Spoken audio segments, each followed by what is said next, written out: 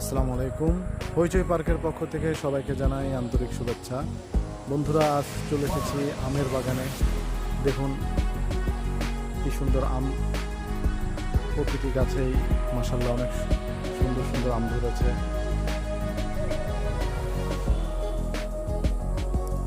দেখুন এই যে গাছ পাকা একটি আম।